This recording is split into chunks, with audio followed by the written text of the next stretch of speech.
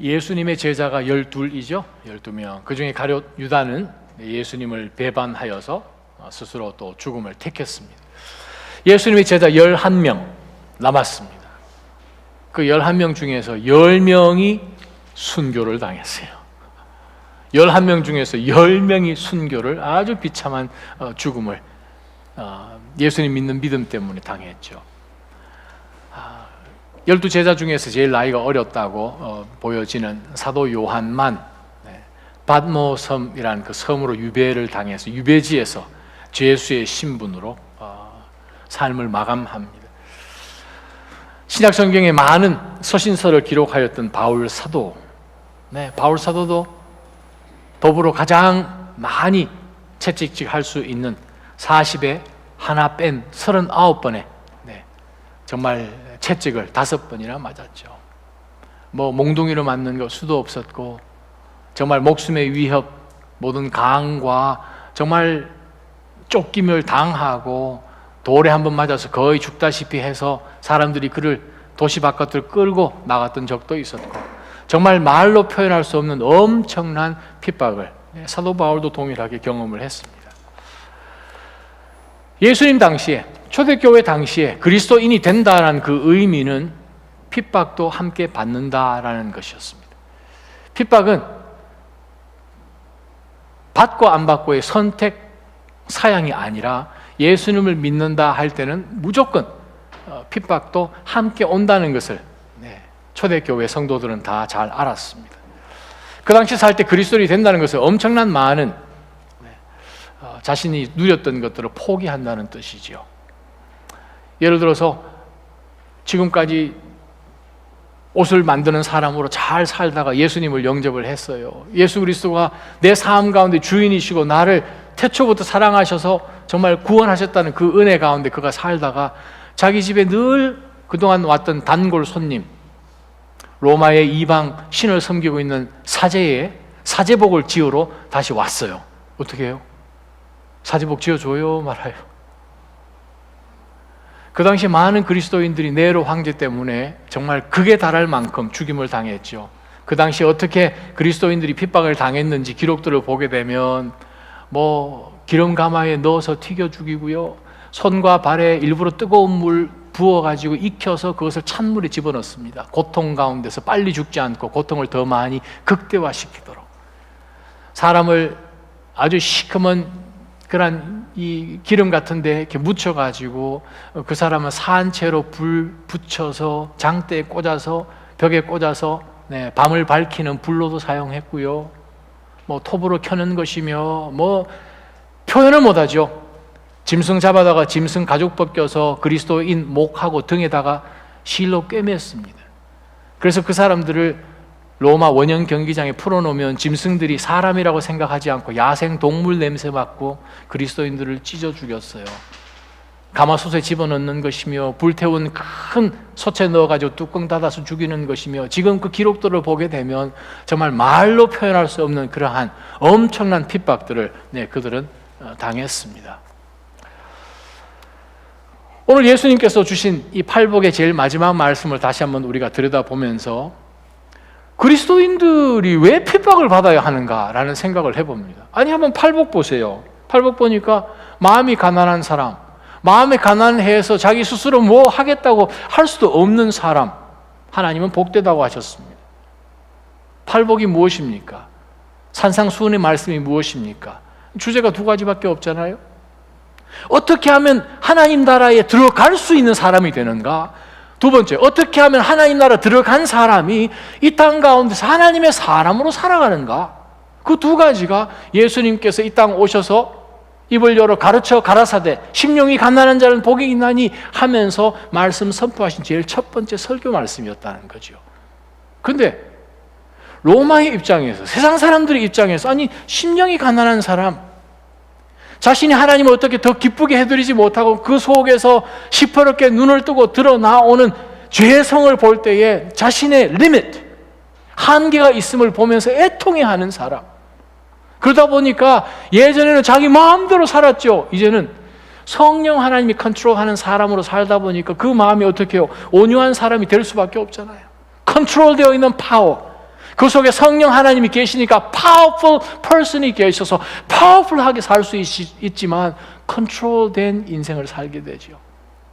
예전에는 세상을 쫓고 자기의 쾌락을 쫓았던 사람이 이제는 의에 줄이고 목말라 합니다. 완전히 변화된 사람이에요. 세상 거 다 필요 없다는 거예요. Just give me Jesus. 예수님 한 분만이면 나는 얼마든지 만족하고도 남습니다 하는 사람으로 바뀌어버린 거죠. 그러다 보니 움켜쥐고 남들 해하고 해야 내가 먼저 출세하고 한다고 생각하는 거 다 내려놓으니까 그냥 이 세상의 눈으로 보면 덩신 같죠. 자비를 베푸는 사람이니까. 마음이 청결한 사람이에요. 또 예수님께서는 9절에 평화를 이루는 사람이에요. 그 평화 세상이 주장하는 팍스 로마나가 아니지 않습니까? 이렇게 살면 칭찬해 줘야지 핍박할 이유가 전혀 없는 거예요. 자신들에게 위협이 되지 않는 사람들이지 않습니까? 그러한 사람들에게 이 세상은 핍박합니다. 초기 당시에 2000년 전에 초대 기독교 시대 가운데 첫 한 300~400년 동안에, 아니 중세까지도 마찬가지죠. 최근까지도 마찬가지죠. 사실은 그리스도인들이 믿는 믿음 때문에 핍박받는 것이 옛날 이야기가 아니란 것이에요. 지금도 곳곳에서 그러한 사건들이 벌어지죠. 기독교 교회사 학자들이 지난 20세기 동안에 일어난 모든 그리스도인들의 순교 숫자를 헤아려 보니까 예수님 오셔서 초대교회를 시작하여서 19세기까지 죽었던, 순교했던 사람들보다도 20세기 그 100년 사이에 죽은 사람이 더 많은 거예요.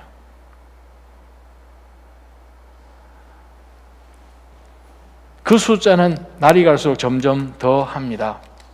전 세계에 얼마나 많은 숫자들로 순교자들이 나오는지요. 우간다, 중국, 러시아, 로마니아, 아랍, 최근 아프리카의 여러 지역까지. 2014년 나이지리아에 있는 극 무장단체죠. 보코하람. 그 무장단체들이 기독교 여학교를 습격해서 276명을 끌고 갑니다. 그것이 워싱턴까지 이어져서 미국의 유명한 영화 배우들이며 정치인들이 우리의 딸들을 다시 돌려보내라 라고 워싱턴 DC에서 하루 동안 집회를 한 적도 있었지요. 4년이 지난 2018년 올해입니다. 2월 19일 다시 그 무장단체들이 북부 나이지리아에 있는 기독교 중학교를 습격해서 신앙 때문에 110명의 여학생들을 납치해서 지금까지도 그 아이들을 찾지 못했어요. 1981년에서 1985년까지 페루 반군에 의해서 3만 5천 명의 그리스도인들이 4년 만에 목숨을 잃었습니다. 제가 사실 여러분에게 어제 저녁까지 동영상을 틀어드릴까 하는 그러한 생각을 하다가 안 틀어드리기로 결정을 한 동영상이 하나 있습니다. 아프리카에서 나이 지긋하신 목사님 한 분과 그 교회 장로님, 권사님이 화형당하는 것을 몰래 그곳에 있는 사람이 찍고 그것을 미국 선교사님에게 큰 돈을 받고 그 비디오 테이프를 넘겨준 것을 제가 어떻게 해서 받은 적이 있는데요.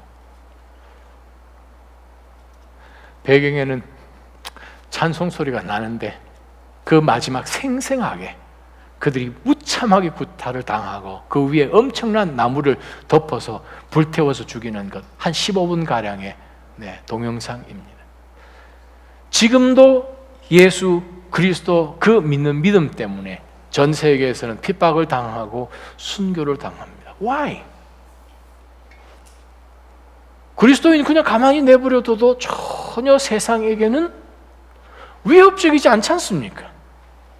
로마 제국을 위협했나요? 누구를 위협하기라도 했습니까? 체제 전복을 노렸습니까? 저희가 수년 전에 쿠바에 제일 처음 갔을 때, 비전 트립으로 갔을 때 만난 목사님이 있었습니다.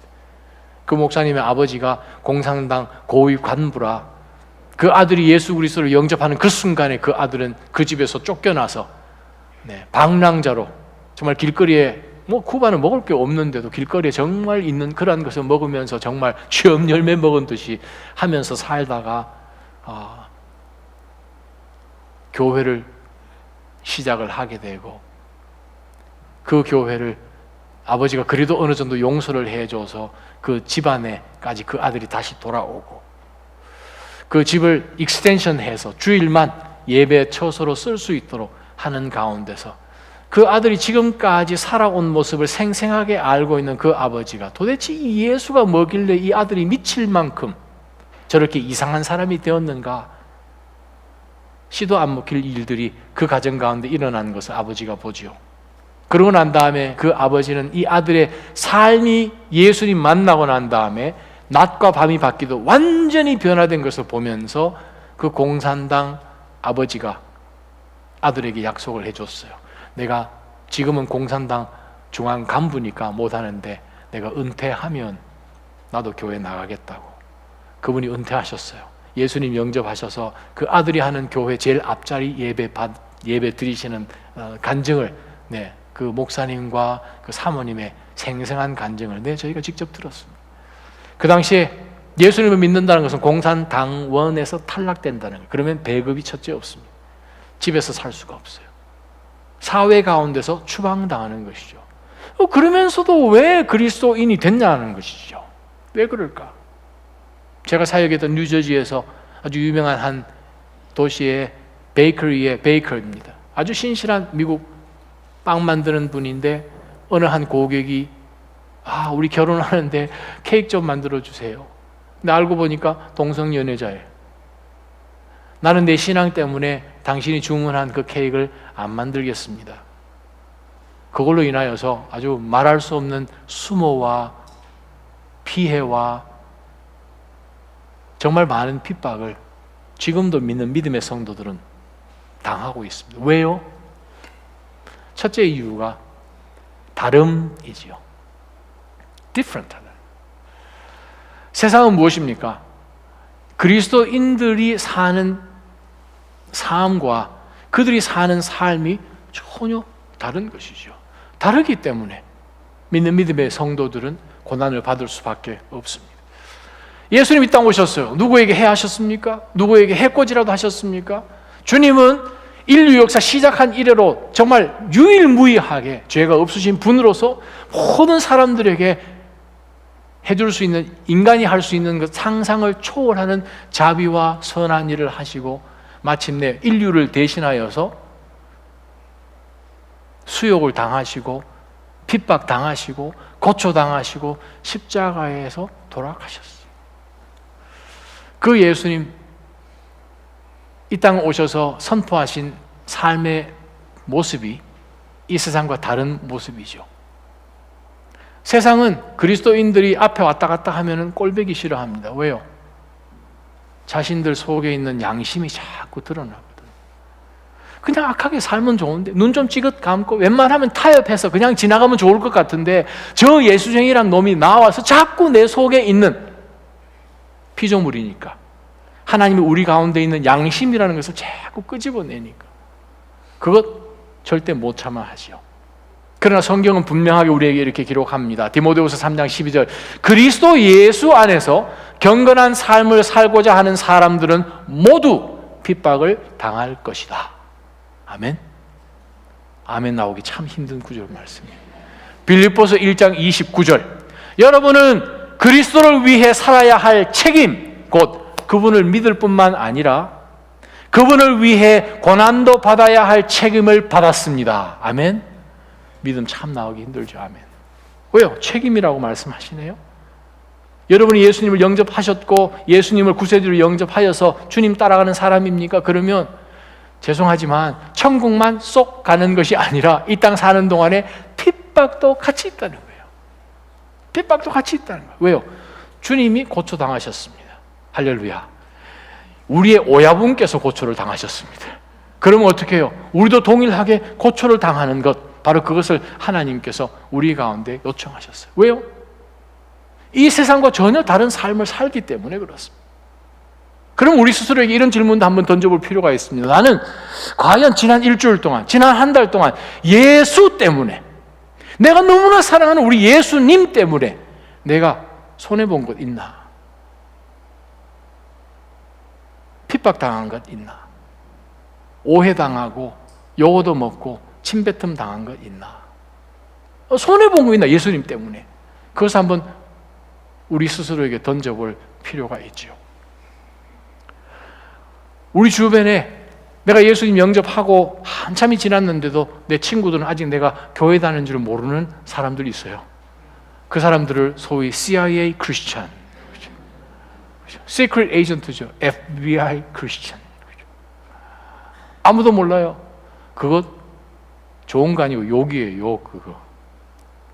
왜 그렇습니까? 예수 그리스도를 구세주로 영접하여서 주님 따라가는 사는 사람들은 걸어가는 모습이 다릅니다. 삶의 모습이 다르다는 거예요. 제가 목회를 하면서 때로는 참 어려운 경험을 예전에 한번 한 적이 있습니다. 분명히 기도하는 가운데 하나님께서 비전을 주셨고 보여주셨고 순종하는 가운데서 일을 시작했어요. 근데 그러고 보니까 일이 아름답게 잘 진행되는데 그렇게 생각하지 않는 사람들도 있더라고요.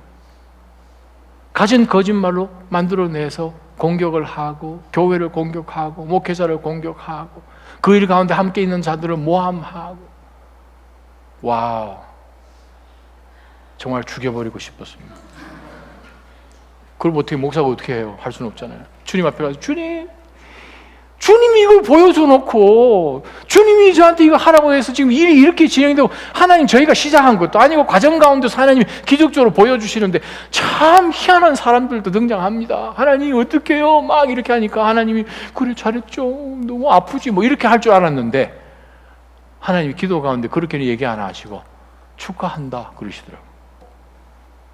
축하한다. 무슨 뜻입니까? 저와 여러분이 그리스도 때문에 당하는 이 핍박으로 인하여서 정말 소가리를 하고 누구한테도 나눌 수 없고 하나님 앞에 나아가서 속에 있는 그 쓴뿌리 같은 이야기들 하나님 억울해서 미치겠습니다 하는 그런 내용 막 쏟아낼 때에 어떻게 해요? 하나님께서 뭐라고 하시던가요? 잘했다, 수고했다는 거예요.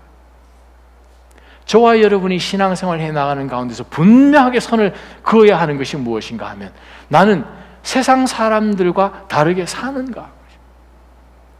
신앙 때문에 나는 내 마음 가운데 갈등이 있는가 없는가? 세상의 가치관이 나를 조종하려고 내 가운데 막 돌을 던지고 도전 주고 어떻게 해서 나를 바꿔보고자 하는 가운데서 내가 몸서리 치듯이 영적 전투 가운데 있는가? 아니면 그냥 뭐 세상 사람들이 나에게 생각하는 대로 던지는 그 모든 가치관들이 뭐 별로 다른 것 같지도 않고 뭐 괜찮은 것 같고 나에게 별로 해가 될 것 같이 여겨지지도 않고 별로 크게 나에게 작용되지 않는다면 그거 심각한 거예요. 우리가 감기 왜 걸립니까? 기침 왜 합니까? 외부에서 다른 어떤 뭐가 들어왔다는 거예요. 내 몸에 반응을 일으키는 거죠. 몸에 뭐가 들어왔는데 아무 감각이 없으면 이미 그분은 어떻게 돼요?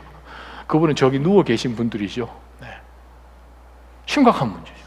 살아있는데 세상이 우리 가운데 던지는 그것에 의해서 우리가 공격당하는 그것이 심각하게 느껴지지 않는다면 그건 우리에게 문제가 있는 거죠. 그래요. 사실 이 마지막 때에 저와 여러분이 핍박 피할 수 있는 방법 많지요. 가장 쉽게 핍박을 피할 수 있는 방법이 무엇이겠습니까? 그 사람들처럼 같이 어울려서 같이 욕하고 같이 술 먹고 같이 그냥 욕하고 교회 뭐 사제들도 좀 해보면서 하나님 뭐 음담 패설을 하고 욕하고 근데 얼마든지 그렇게 하면 세상 사람들하고 어울리면 아무 핍박 그 사람들이 여러분 너무 좋아할 거예요. 우리 너무 좋아할 거예요. 근데 성경은 뭐라고 이야기합니까? 고린도후서 13장 5절에 너희 믿음을 매일같이 점검해 보라 라고 말씀합니다. 사랑하는 나점 성도 여러분, 매 순간마다 하나님의 말씀으로 내가 정말 주님의 사람으로 이 땅 가운데서 다름 그것이 있는 삶을 살아가는지를 한번 점검해 보시기를 주님의 이름으로 축원합니다. 세상 사람들과 적당하게 컴프로마이즈해서 사는 가운데서 예수님 턱 나타나시면 어떡하겠습니까? 저는 그래도 엠마오로 가는 그 두 제자가 그래도 집으로 갈 때 예수님 만났으니까 천만 다행이지. 그들이 예수님 죽고 난 다음에 끝났더라 하는 가운데서 혹시 술집에서 하다가 예수님 턱 나타나시면 어떡할 뻔했습니까? 사랑하는 나자임 성도 여러분, 정말 우리의 삶 가운데 다시 한번 믿음 가운데서 내가 있는지를 점검하는 가운데서 세상의 가치관과 다르게 나는 살아가는가 하는 그것을 우리 삶 가운데 늘 던지면서 그 질문을 믿음으로 사시기를 주님의 이름으로 축원합니다. 우리 11절 12절 한번 보게 되면 예수님께서 왜 핍박받는 사람들이 복이 있는지를 말씀하십니다. 우리가 팔복 가운데서 제일 첫 번째 나오는 첫 번째 복과 팔복의 축복이 똑같죠. 마음이 가난한 자는 복이 있도다. 왜 마음이 가난한가? 하나님 나라가 그들 것이라고 그러죠. 이미 현재입니다. 미래에 일어날 그 일들이 아니고 뭐 할 것이다가 아니라 하다라고 현재로 말씀하시면서 하나님의 나라가 그들 것이다. 즉 마음이 가난한 자, 심령이 가난한 자는 이미 하나님 나라 들어와 있는 사람이죠. 왜? 하나님 도와주십시오 하는 가운데서 하나님 앞에 늘 적선하는 마음으로 내 속에는 의라는 것이 없습니다. 냄새나는 누더기 같은 내 의 가지고 무엇을 하나님 앞에 드러내겠습니까? 저는요 정말 넉마를 뒤집어 쓰듯이 하나님 앞에 주님 도와주십시오 하는 가운데 나오는 사람은 이미 하나님 나라에 있는 사람들이죠.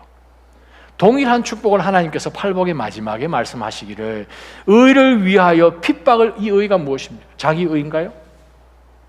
때로는 우리가 자기가 잘못해서 핍박당하는 것, 자기가 잘못해서 그 모든 것을 결과를 뒤집어 쓰면서 내가 핍박받았다라고 얘기합니다.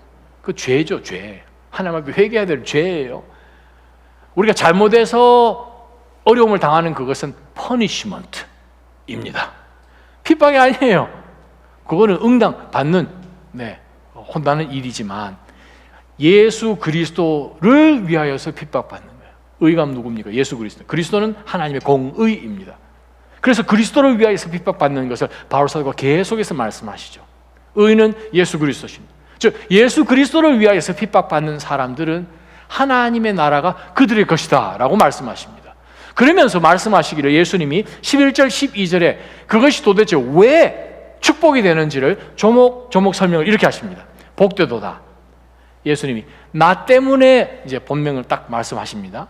의라고 말씀하셨다가 11절에는 나 때문에라 말씀하세요. 나 때문에 사람들의 모욕과 핍박과 터무니없는 온갖 비난을 받는 너희들, 우리가 어떻게 해야 되는가? 주님 하고 그냥 늘 인상 쓰면서 사는 것이 아니라 믿음의 성도들은 기뻐하고 즐거워하는 사람들이에요. 뭐 세상은 거의 돌죠. 우리 일제시대 때 목사님들 잡아다가 일본 순사들이 막 패는데도 그냥 웃잖아요. 어디 뭐 정신이 이상한 사람 패는데 자꾸 웃으니까 그건 무슨 재미로 하겠습니까? 우리 그런 간증들 많이 들으셨잖아요. 예수님 말씀하십니다. 기뻐하고 즐거워하라. 자, 우리가 세상이 우리를 미워하고 핍박하는 이유는 저와 여러분이 갖고 있는 가치관, 믿음이 세상과 전혀 다르기 때문에 그렇습니다. 우리나라가 이 땅 가운데 있는 것이 아니라 하나님의 나라에 있기 때문에 그렇습니다.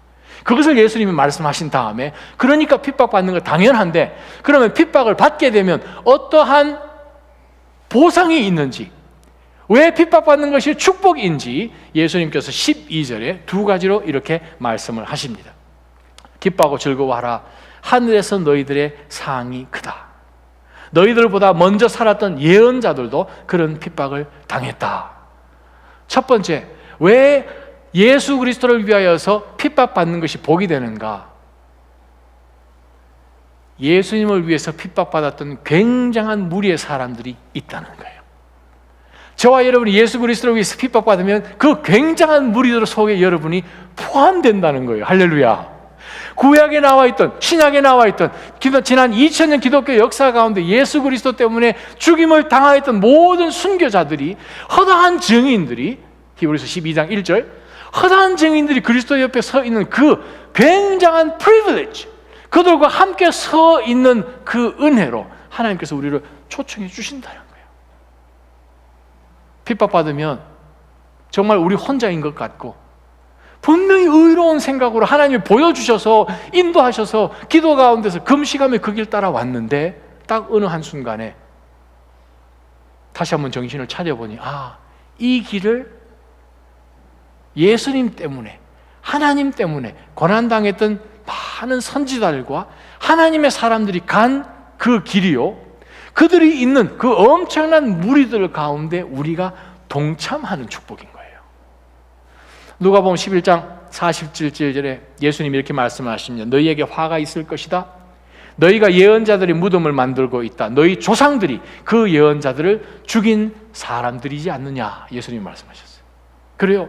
저와 여러분이 믿음 가운데 이 21세기를 살아가면서 때로는 우리가 정말 핍박을 받고 마음에 정말 많은 그런 갈등과 어려움 갖고 살지만 믿음으로 계속 그 길을 가게 되면 하나님의 선한 거룩한 무리들 가운데 들어오는 축복이 있다는 거예요. 할렐루야. 바로 천국에 사는 그 사람의 삶의 모습이 바로 그 말씀이죠. 두 번째 말씀은 무엇입니까? 왜 예수 그리스도 때문에 핍박받는 것이 복인가요?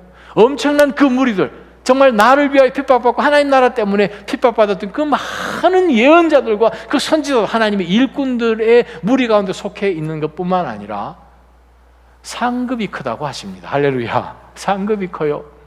다른 사람이 상급 크다 그랬으면 뭐 뻥으로 생각할지 모르죠. 예수님이 말씀하셨네요. 할렐루야. 예수님이 상급이 크다라고 하시면 그거 진짜 큰 겁니다. 진짜 큰 거예요. 2000년 전에 예수님이 제자들에게 나 지금 간다. 주님 어디로 가십니까? 내가 가야 너희들에게 좋다. 왜 좋습니까? 내가 너희들이 거할 처소를 만들다. 온 우주를 만드신 하나님이 지난 2000년 동안 집을 지으시고 계십니다. 그 집이 도대체 어떨 것 같으세요? 천국이 어떨 것 같으세요? 예전에 한번 출장 와서 미국에 오래전에 호텔 바로 앞에서 집을 짓는데 3주 만에 집을 짓는 것을 제 눈으로 직접 호텔 창문으로 제가 한번 본 경험이 있습니다. 여러분 어떻게 해요? 3주만 짓는 그러한 집에서 사실래요? 하나님이 2000년 동안 지어도 아직 완성 안 된 그런 집에 사실래요? 여러분 선택하십시오. 그러한 하나님 나라에 들어가서 살 수 있는 자는 그리스도를 위하여서 핍박받는 자들. 그들에게 하나님 말씀하십니다. 상급이 크다고요. 저희 아이들이 어릴 때 성장할 때 이제 저희 집에서 이렇게 좀 운동도 시키고, 오늘 저희 딸이 이거 격파를 못 했는데, 저희 딸 유단자거든요. 뭐 이 유단자가 격파를 못하니 제가 이해를 못해요. 하기야 우리 그룹이 좀 특이한 그룹이잖아요. 유도 선수가 나와서 태권도 하고 막 이러니까 아이들 피아노를 시켰어요. 피아노를 시켰는데 피아노 연습 잘 안 하니까 가끔은 제가 용돈을 줬어요. 피아노 오늘 연습 1시간 하면 용돈 준다. 걔네들이 피아노 연습 때문에 피아노를 연습하는 것이 아니라 요것 때문에 연습을 하더라고요. 어떻게 해요? 이 아이들이 계속해서 피아노를 연습하게 되면 상급이 뭔가요? 요건가요? 요거는 어떻게 해서 이 아이들이 연습을 잘할 수 있도록 도와주는 것이 이거죠. 진짜 이 아이들 연습을 오랫동안 몇 년 동안 정말 쉬지 않고 하게 되면 상급이 뭡니까? 정말 아주 아름다운 유명한 작곡가들이 해놓은 베토벤이 무슨 소나타를, 그거가 상급이잖아요. 이 땅 가운데서 우리가 누리는 요것 보고 만약에 우리가 산다면 정말 우리는 불쌍한 사람들이 되는 거죠. 근데 하나님이 이렇게 말씀하십니다. 너희의 상급이 크다라는 거예요. 그 상급이 어디서 큰가? 이 땅에서가 아니라 하늘에서의 상급이 크다는 거예요. 이 땅은 하나님의 상급을 받을 만한 그릇이 지금 이 땅에는 모자랍니다. 하나님 나라예요. 그 땅 가운데 하나님이 우리 가운데 굉장한 상급을 주시겠다고 말씀하십니다. 근데 감사한 것은 무엇입니까? 핍박의 길을 가는 동안에도 하나님이 우리와 함께 하시는 거예요. 핍박당하고 눈물을 흘릴 때 주님도 함께 바로 곁에 서 계시는 그거예요. 우리가 때로는 하나님, 내가 왜 이 짓을 합니까? 내가 물 가운데로 지납니다. 불 가운데로 지납니다. 아무도 내 옆에 없습니다. 하는 가운데서 하나님이 저희 앞에 서시고 하나님이 우리 뒤에 서시고 또 우리 곁에 함께 서 계셔서 물도 우리를 침범하지 못하도록, 불도 우리를 태우지 못하도록 그 영원하신 하나님이 우리와 함께 동행하는 축복의 길로 가는 그 여정 가운데서 함께 하시는 축복이 바로 이 그리스도를 위해서 핍박받는 자들에게 주어진 것이요. 사랑하는 나자임 성도 여러분, 저와 여러분 삶 가운데 끝에서 예수님 만나야 되지 않겠습니까? 열심히 그 길을 살았는데 그 끝에 예수님이 안 계시는 이상한 길 가운데서 끝나버리면 어떡하겠습니까? 예수님 말씀하십니다. 복되도다 의를 위해 핍박을 받는 사람들이여 하늘나라가 그들의 것이다. 복되도다 나 때문에 사람들의 모욕과 핍박과 터무니없는 온갖 비난을 받는 너희들 기뻐하라, 즐거워하라. 하늘에서 너희들의 상이 크다.